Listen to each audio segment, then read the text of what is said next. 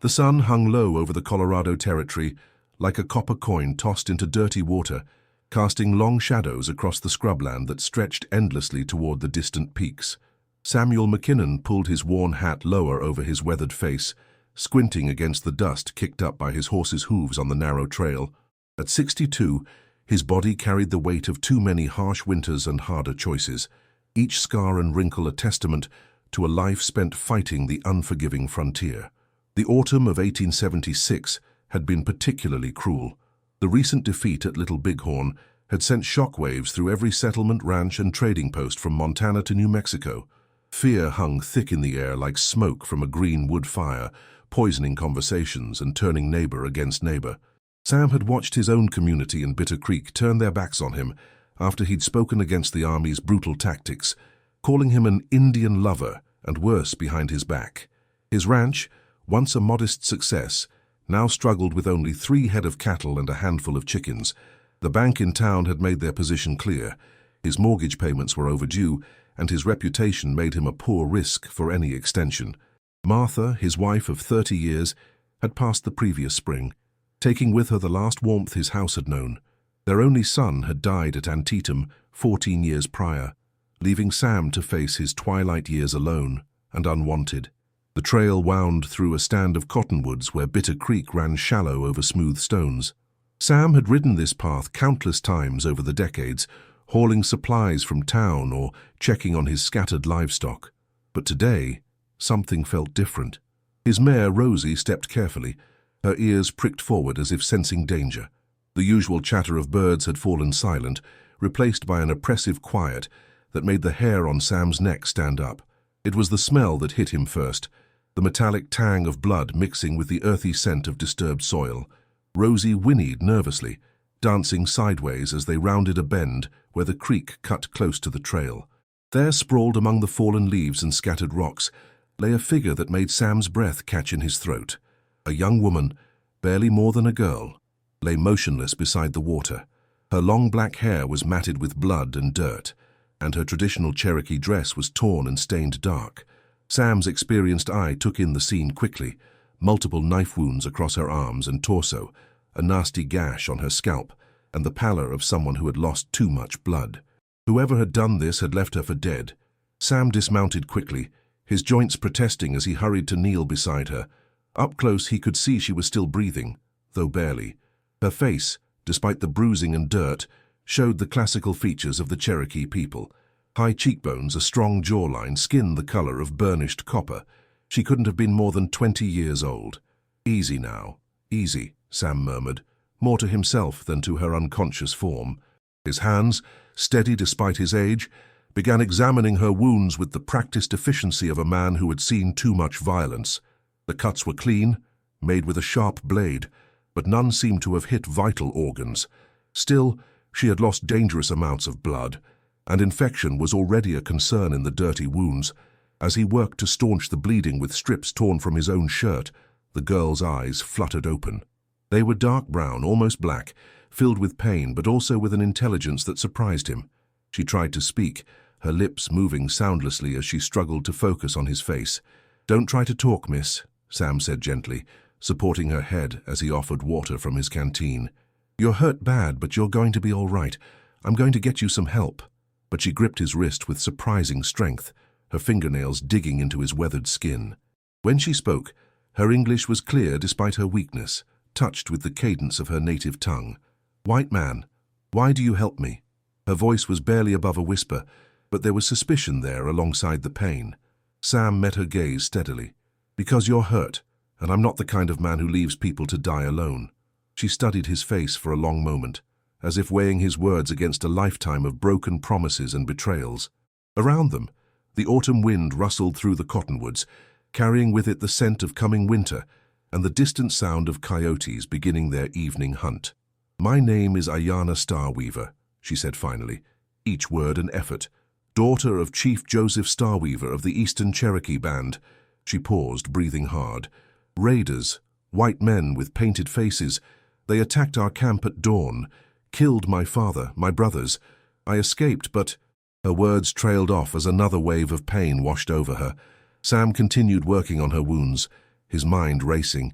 He knew of Chief Starweaver, a man who had tried to keep his people neutral in the escalating conflicts, who had signed treaties with the territorial government and kept his word even when others hadn't kept theirs. How many? Sam asked quietly. 12 men, maybe more. They wore masks, spoke of clearing the land for mining claims, said the treaties meant nothing now. Ayana's voice cracked with grief and rage. They butchered everyone, children, elders, and all of them. Sam felt a familiar anger building in his chest, the same fury that had made him speak out against military excesses that had cost him his standing in the community. The Cherokee had been promised protection in exchange for their cooperation, but promises meant little when gold was discovered in the mountains. As he helped Ayana sit up slowly, she gripped his arm again, this time with desperation rather than suspicion. "If you save me," she whispered, her eyes boring into his, "my clan will be yours forever. By the old laws, by the sacred bonds, I bind what remains of my people to you. Our strength, our knowledge, our loyalty, it will all be yours until the stars fall from the sky." Sam stared at her, understanding the weight of what she was offering. Among the Cherokee, such oaths were not given lightly. She was promising him not just allegiance, but family, something he had lost and never thought to find again. "Miss, you don't need to promise me anything," he said gruffly. "I'm helping you because it's right, not because I want something in return." But Ayana shook her head weakly. "You don't understand, Samuel McKinnon." The use of his name startled him. He hadn't told her who he was. "My grandmother saw you in a vision before she died. The white-haired man with kind eyes who would stand between her people and the darkness. She said you would come when we needed you most." Ayana's grip tightened. "This is more than chance. This is destiny." Sam didn't believe in visions or destiny, but he believed in the pain in this young woman's eyes and the justice denied to her people. As he lifted her carefully onto Rosie's back, supporting her weight against his chest, he made his own silent promise. Whatever it took, whoever he had to face, he would see justice done for Chief Starweaver and his murdered band. The ride back to his ranch took nearly 2 hours in the growing darkness, with Ayana drifting in and out of consciousness against his shoulder. By the time they reached his modest homestead, a log cabin, barn, and corral that had seen better days, the first stars were appearing in the clear mountain sky. As Sam carried her inside and laid her gently on Martha's old bed, Ayana's eyes opened one more time. "The promise stands," she whispered. "My word is given." Then darkness claimed her, leaving Sam alone with the weight of an oath that would change everything. 3 days passed before Ayana's fever broke. Sam had barely left her bedside, applying poultices and cleaning her wounds with the gentle care of a man who understood suffering. On the 4th morning, her eyes opened fully for the first time. "You stayed," she said simply, her voice stronger than before. Sam looked up from mending a bridle. "Where else would I go? This is my home. You watched over me."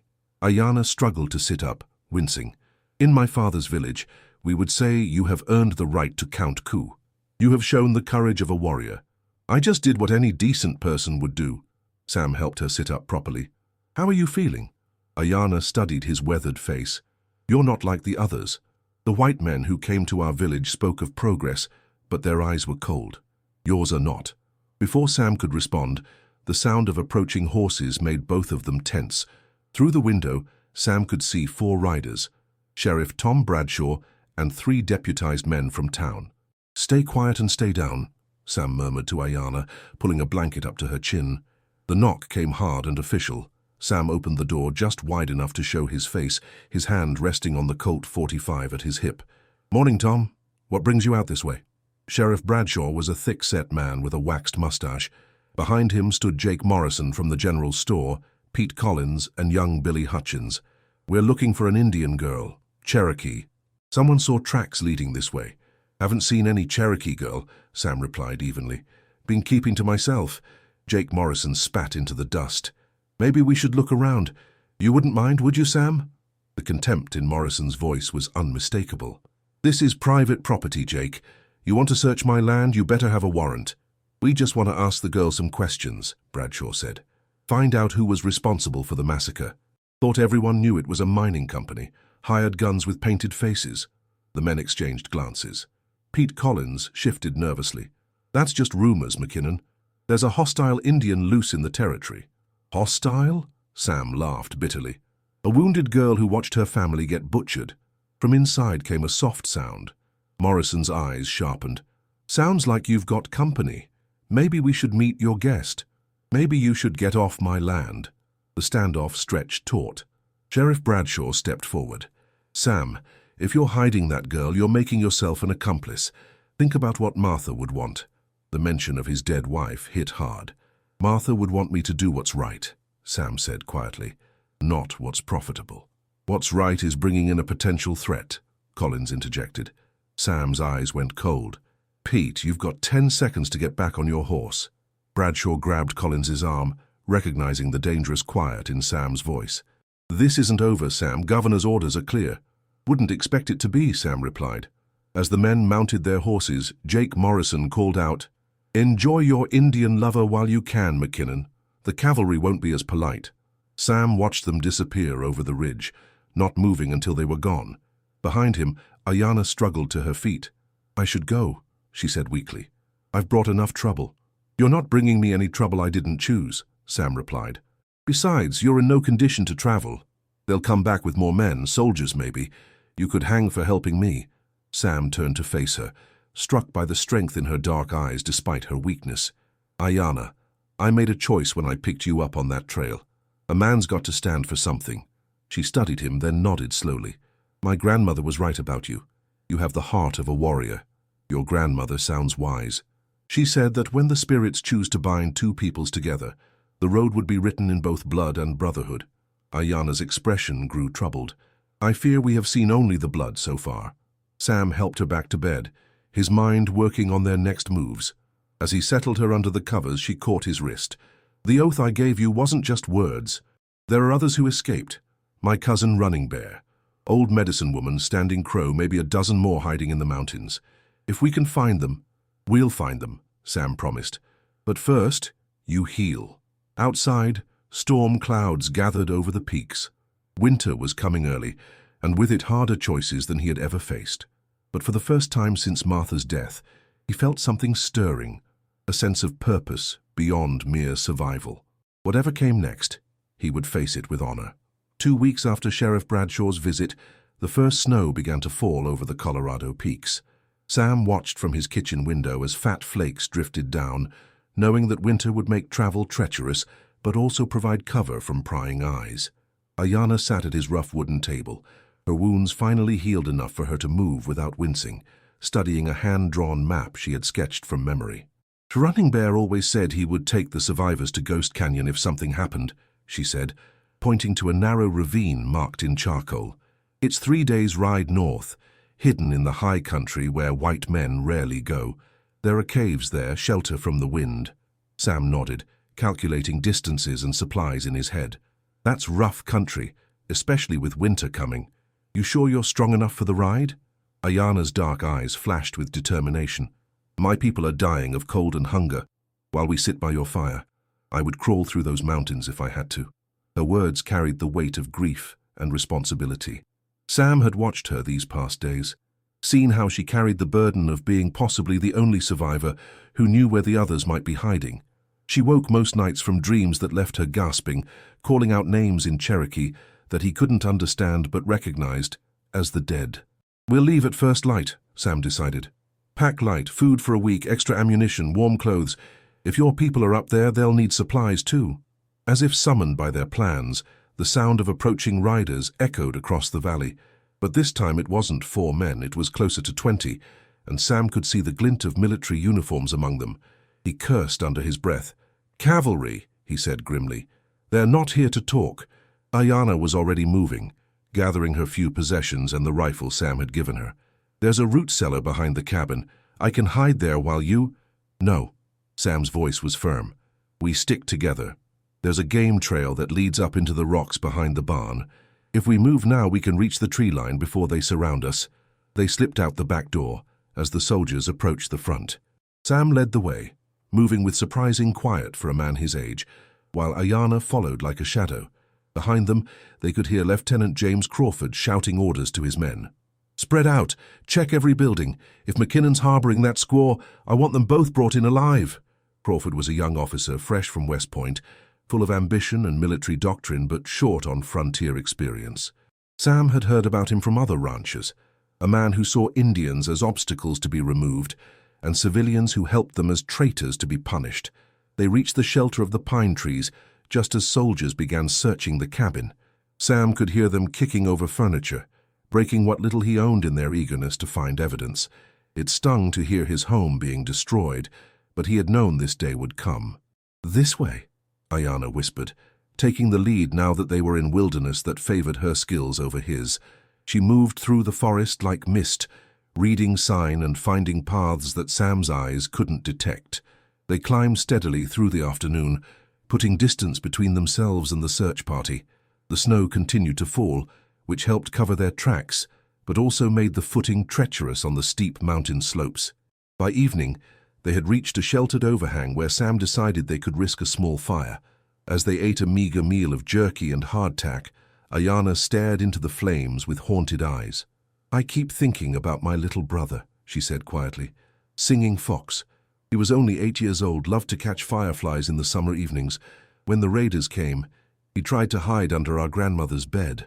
Sam didn't ask what had happened to the boy. He could see the answer in the tears that reflected the firelight on her cheeks. "I had a son once," he said after a while. "Thomas. He'd be about your age now if he'd lived. Died at Antietam, fighting for something he believed in." Sam poked at the fire with a stick. "Sometimes I think the hardest part of losing someone isn't the grief. It's carrying on without them, trying to make their sacrifice mean something." Ayanna looked at him across the small fire. "Is that what you're doing now? Making his sacrifice mean something?" "Maybe. Or maybe I'm just a stubborn old fool who can't stand to see innocent people suffer." Sam met her gaze. "Either way, I'm here. We'll find your people, Ayanna. I give you my word." The next morning brought clear skies and bitter cold. They broke camp before dawn, following deer trails and ridge lines that kept them high above the valleys where search parties might be looking. Sam's old bones ached from sleeping on rocky ground, but he kept pace with Ayanna's steady progress through the mountains. Around midday, they spotted smoke rising from a hidden valley far below. Ayanna tensed, pulling out a small piece of polished metal that caught the sunlight. She flashed it 3 times, paused, then 3 times again. After a long moment, an answering flash came from the trees near the smoke. "Cherokee?" Sam asked. "Yes. The pattern my father taught us for identifying ourselves to other bands." Ayanna's voice carried the first note of hope he had heard from her. "They're alive." The descent into the valley took most of the afternoon. They had to work their way carefully down cliff faces and through dense undergrowth, all while watching for signs of military patrols. As they neared the camp, figures began emerging from concealment. Gaunt, hollow-eyed people, wrapped in whatever clothing they had managed to save. Sam counted 13 survivors, ranging from an ancient woman who could barely walk to 3 children, who couldn't have been older than 10. They looked at him with a mixture of fear and curiosity, unsure what to make of the white man their kinsman had brought to their hidden refuge. An older Cherokee man stepped forward, his graying hair braided with feathers and his face marked by old scars. This had to be Running Bear, Ayanna's cousin, and now the closest thing to a leader the survivors had. "Ayanna," he said in accented English, relief evident in his voice. "We feared you were dead. The soldiers came to the old camp yesterday, found the graves we dug. They're telling everyone we're hostile, that we attacked first." "Lies," Ayanna spat. "They murdered everyone, then tried to make it look like a battle." Running Bear's eyes shifted to Sam, sizing him up with the careful attention of a man who had learned not to trust easily. "And this is the white man from your grandmother's vision?" "Samuel McKinnon," Sam introduced himself, extending his hand. "I've come to help if you'll have me." Running Bear studied the offered hand for a long moment before clasping it firmly. "My grandmother spoke of you too in the time before she passed. Said you had the spirit of a wolf, dangerous to enemies, loyal to pack." As they talked, Sam took in the desperate situation of the Cherokee camp. They had little food, inadequate shelter, and several people showing signs of illness. Winter in these mountains would kill them as surely as any cavalry charge. "We can't stay here," he told Running Bear bluntly. "Come spring, if not sooner, the army will find this place, and you don't have supplies to last the winter." "Then what do you suggest?" the Cherokee leader asked. "Go back to the reservation. Let them cage us like animals. There might be another way, Sam said slowly, an idea forming in his mind. I know a place. An old mining camp about 50 miles south of here. Abandoned when the silver played out. But the buildings are still sound. It's on land that doesn't belong to anybody right now, caught between territorial boundaries. If we could get you there. Running Bear translated quickly for the others, sparking animated discussion in Cherokee. Finally, he turned back to Sam.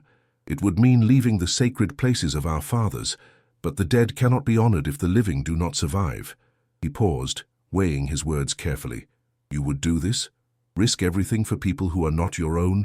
Sam looked around at the faces watching him, men, women, and children who had lost everything but still clung to hope. He thought of his son Thomas, who had died believing in justice and freedom. He thought of Martha, who had always said that kindness was never wasted. Ayanna made me a promise, he said finally, said her clan would be mine. Well, I'm claiming that promise now. That makes you my people, and I take care of what's mine. Standing Crow, the medicine woman Ayanna had mentioned, hobbled forward on a carved walking stick. Her voice was barely above a whisper, but it carried the authority of great age and wisdom. The spirits have spoken through you, Samuel McKinnon. We will follow where you lead. As night fell over the hidden valley, Sam found himself planning the most dangerous journey of his life. They would have to move 13 people, including children and elderly, across 50 miles of wilderness while avoiding military patrols and surviving the onset of winter. The odds were terrible, but they were the only odds these people had. In the flickering light of the camp's small fires, Cherokee voices rose in quiet song, not a lament for the dead, but a traveling song for those still walking the long road. Sam didn't understand the words, but he understood the meaning. They were ready to trust him with their lives. He only hoped he was worthy of that trust. The journey south began in the pre-dawn darkness of the third day. Sam led the column of 13 Cherokee survivors through mountain passes he had learned as a young man, paths that avoided the main trails where cavalry patrols might be waiting. The group moved in near silence. Even the children understood that their lives depended on stealth. Ayanna walked beside him, her rifle ready and her eyes constantly scanning the surrounding forest. Behind them came Running Bear and the other adults, carrying what few possessions they had salvaged. Standing Crow rode Sam's horse, her ancient bones too frail for the demanding pace, while the youngest children took turns being carried. By noon of the first day, they could hear the distant sound of pursuit. Lieutenant Crawford had found their trail despite Sam's precautions, and the steady drumbeat of cavalry horses echoed through the valleys below. The soldiers were gaining ground, unencumbered by elderly and children. We need to split up, Running Bear suggested during a brief rest. Some of us can lead them away while the others continue to safety. No, Sam said firmly. We stick together. All of us reach that mining camp, or none of us do. Ayanna studied the map she had been sketching. There's a narrow pass ahead, Devil's Gate. If we can get through it first, we might be able to hold them off long enough for the others to escape. Sam knew the place she meant. Devil's Gate was a rocky defile, barely wide enough for 2 horses, with steep cliffs on both sides. It was defensible, but it was also a trap if they couldn't break through quickly enough. It's risky, he admitted, but it might be our only chance. They pushed harder through the afternoon, the elderly and children struggling to maintain the pace. Standing Crow began showing signs of exhaustion. Her breathing labored in the thin mountain air.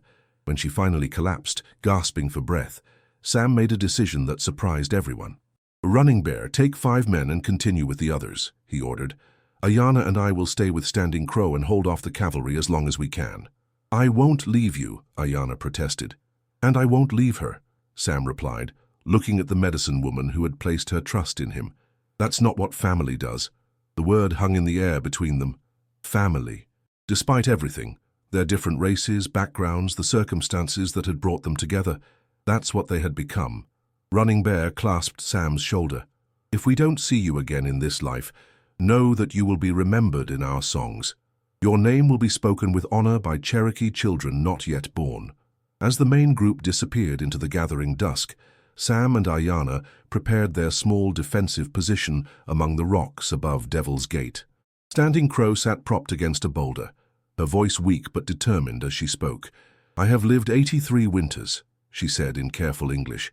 I have seen the buffalo disappear, watched our lands taken, buried 3 generations of my family. But I have never seen anything like what you have done for us, Samuel McKinnon. I haven't done anything special, Sam replied, checking his rifle. You kept a promise, the old woman said simply. In a world where promises are broken like twigs, you kept yours. That is sacred. The sound of approaching cavalry grew louder. Sam counted at least 20 soldiers, led by Lieutenant Crawford's distinctive voice barking orders. In the moonlight, he could see them dismounting at the base of the pass, preparing for a careful advance through the narrow gap. This is your last chance to surrender, McKinnon, Crawford shouted. Come out with your hands up and I promise you'll get a fair trial. Sam almost laughed. Fair trial from a man who had already decided his guilt. Thanks for the offer, Lieutenant, but I'll pass. The first shots came minutes later as soldiers tried to advance through the pass. Sam and Ayanna, positioned on opposite sides of the gap, had good fields of fire and the advantage of cover. Their carefully aimed shots forced the cavalry back, buying precious time for the others to escape. We can't hold them forever, Ayanna called across the gap during a lull in the fighting. Don't need forever, Sam replied. Just need long enough. But Crawford was learning from his mistakes. Instead of forcing the pass directly, he split his men, sending half around the mountain to flank their position. Sam spotted the movement just in time. They're coming around behind us, he warned. We need to move. Now.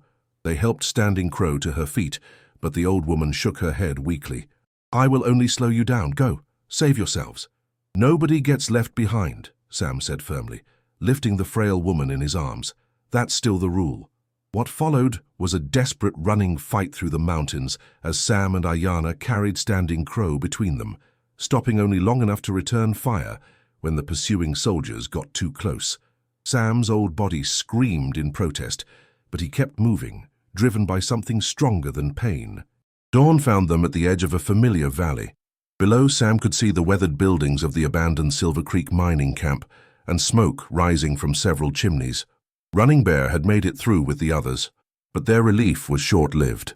Lieutenant Crawford and his remaining soldiers appeared on the ridge behind them, blocking any retreat. End of the line, McKinnon, the young officer called out. You're trapped. Sam looked at Ayanna, saw his own determination reflected in her dark eyes. You remember what you promised me? He asked. That my clan would be yours forever. Well, I'm holding you to that promise, but it works both ways now. Sam smiled grimly. My fight is your fight. My family is your family. That mining camp down there, that's home now for all of us. Standing between the soldiers and the valley below, Sam and Ayanna made their stand. They were outnumbered and outgunned, but they had something Crawford's men didn't. They were fighting for family. The battle was brief but fierce. When Crawford finally called for a ceasefire, 3 of his soldiers lay wounded, and Sam had taken a bullet in his shoulder. But they had held the high ground, and reinforcements were coming up from the mining camp. Running Bear and the other Cherokee men, along with several miners who had stayed behind when the silver played out. This is federal land, Crawford shouted desperately. You're all under arrest. Actually, Lieutenant, came a new voice from the valley. This is territorial land, and these people are under my protection. Judge William Morrison rode up the trail with 2 territorial marshals, his legal documents clearly visible. Sam recognized him as Jake Morrison's older brother, a man known for his fairness and his respect for the law, unlike his bigoted sibling. I've been investigating the massacre of Chief Starweaver's band, Judge Morrison announced. The real perpetrators were arrested yesterday, employees of the Consolidated Mining Company, acting on orders from their board of directors. These Cherokee people are witnesses, not criminals. Crawford's face went red with rage and embarrassment. This is impossible. The territorial governor himself has been informed of the situation and agrees with my assessment, the judge interrupted calmly. You have no authority here, Lieutenant. I suggest you return to your post before I file a complaint with your commanding officer. As the defeated cavalry rode away, Sam finally allowed himself to relax. The wound in his shoulder throbbed, but Standing Crow was already preparing her medicines, muttering in Cherokee about stubborn white men who didn't know when to rest.